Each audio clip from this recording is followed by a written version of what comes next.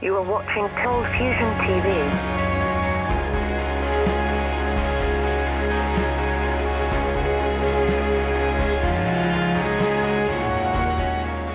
This video is the second episode of a new series based on my book, New Thinking, which is basically the grand history of science and technology from the Industrial Revolution till today.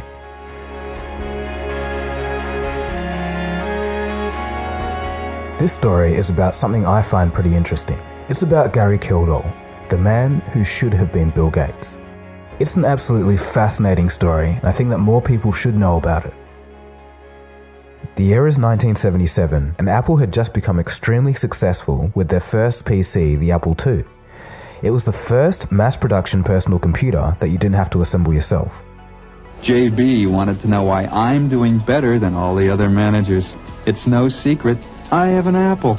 Sure, there's a big computer 3 flights down, but it won't test my options, do my charts, or edit my reports like my Apple. Move words like that, or you can move whole paragraphs around to anywhere you want them.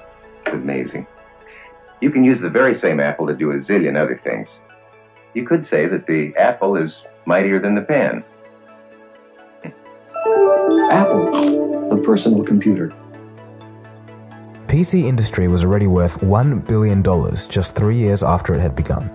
For the first time, computers amplified productivity and human intellect from within the home. IBM, who was in the corporate computer business of selling large mainframes, just saw the dollar signs. This was the opportunity of all opportunities. By 1980, IBM had turned their attention to Apple's success in the PC market and realized that they were wrong about the PC. It wasn't just a hobbyist toy anymore, it could actually be useful. The problem for IBM is that they were a huge company. They were bureaucratic and very slow when it came to decisions. It was going to take years for them just to come up with a PC design, so how were they going to compete in a timely manner? The answer came in the form of a secret small team within the company. This small team was assigned the task to create a business-orientated personal computer. When they got to work, the decision was made to use off-the-shelf parts to speed up the design process. Using non-IBM parts was very unusual for the company. With this method, instead of building a computer from scratch, they managed to have a complete product within a year. In 1980, IBM had the PC hardware cobbled together. The only thing needed was software to run on it. What IBM needed was an operating system.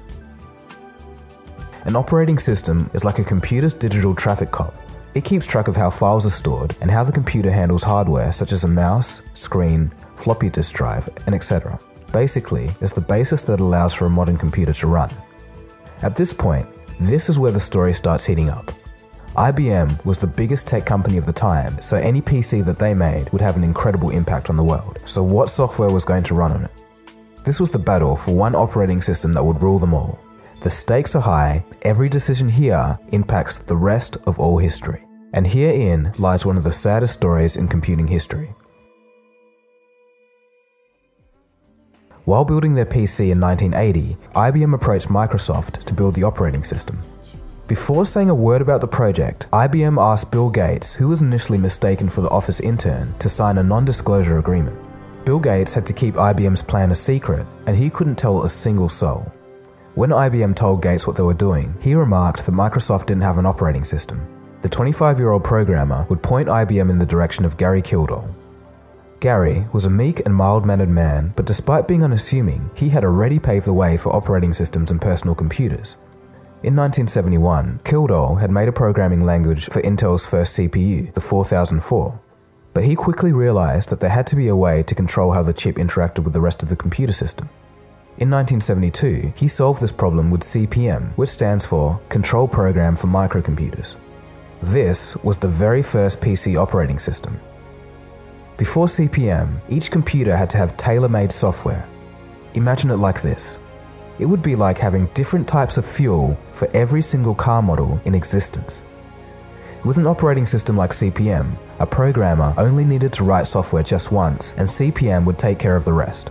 It was a way to run the very same software on different computers. It just was a very natural thing to write, and it turns out other people had a need for an operating system like that. And so it was a very natural thing. I wrote it for my own use. Despite this, Gary didn't really have much interest in business matters and was just doing this as a hobby. But his wife, Dorothy, convinced him to start a business and start licensing his creation. The result was a company called Digital Research. By 1979, digital research became the industry standard for operating systems.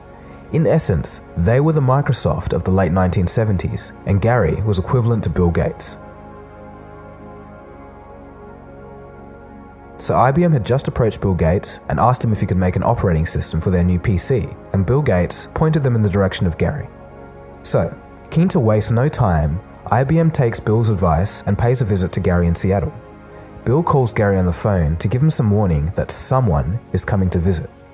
Because of the non-disclosure agreement, Gates couldn't reveal exactly who was coming to visit. Bill exclaimed, quote, "Treat them right, they're important guys," end quote. Unfortunately, Gary was a somewhat chilled out guy and didn't really get the full urgency of what Bill was warning.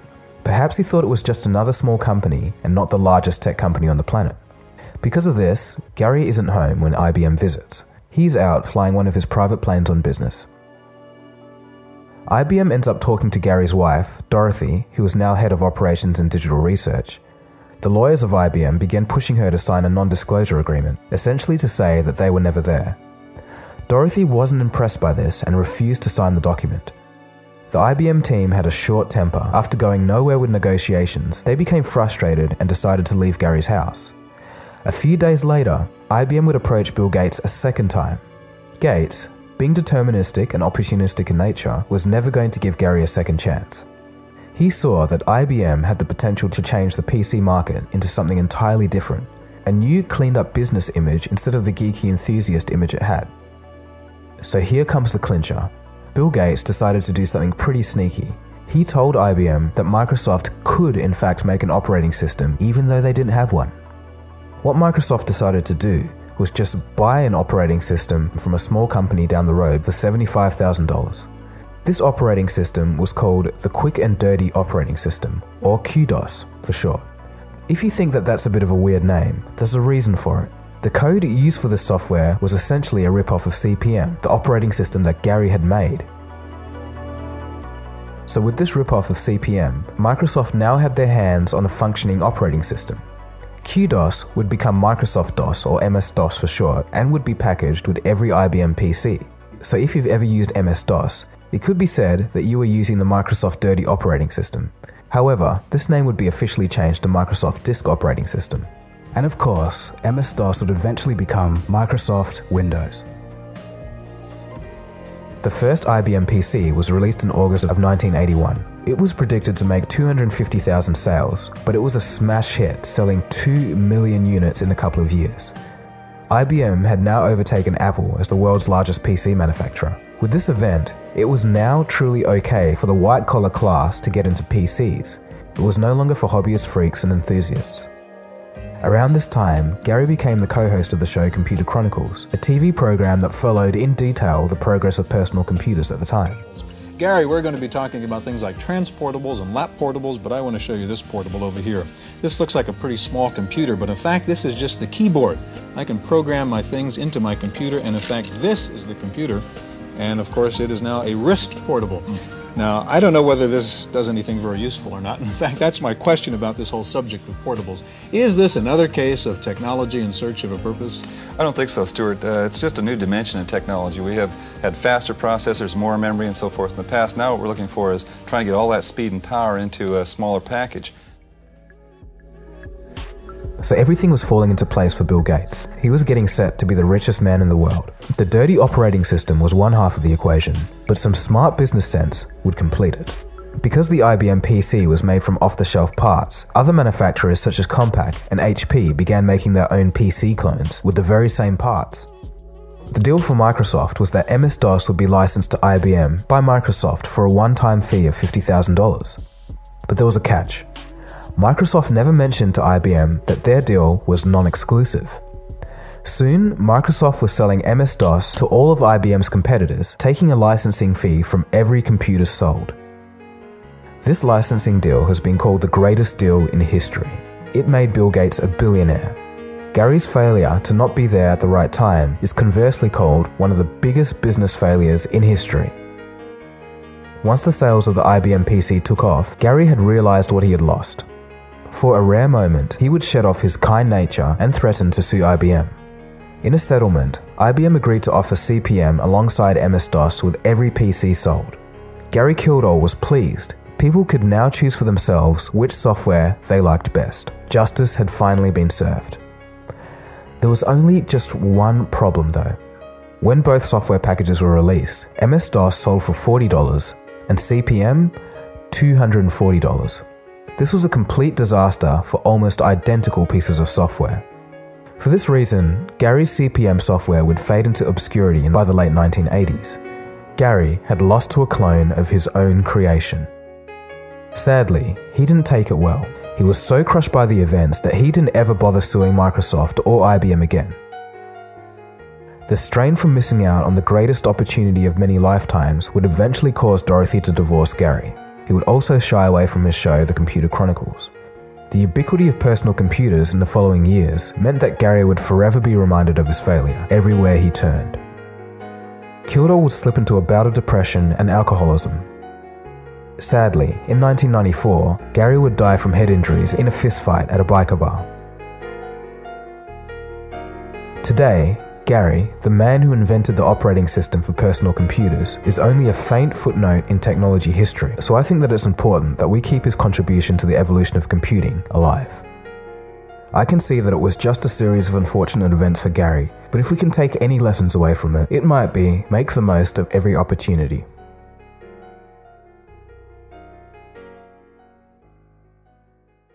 This was the very first episode of the Computer Chronicles, broadcast back in 1983.